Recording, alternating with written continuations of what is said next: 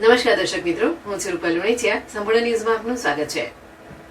Banaskantha LCB પોલીસે ધાનેરાના ગોલા ગામ નજીકથી વિદેશી દારૂ ભરેલી ક્રેટા ગાડીને ઝડપી લઈ કુલ ₹92,940નો વિદેશી દારૂ ઝડપીને કુલ ₹7,97,940નો મુદ્દામાલ કબજે કરી બે શખ્સો સામે ગુનો નોંધી કાયદેસરની કાર્યવાહી હાથ ધરવામાં આવી છે.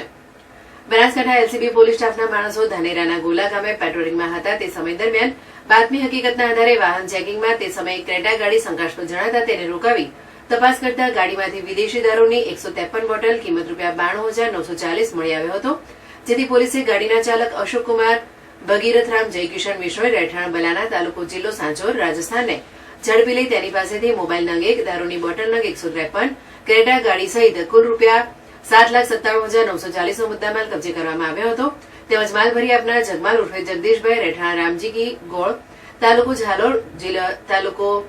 ઝાલોર ગુડા માલાણી સામે ધાનેરા પોલીસ સ્ટેશનમાં ફરિયાદ નોંધાવતા પોલીસે હાજર ન મળી આવેલ શખ્સની શોધખોળ હાથ ધરી છે.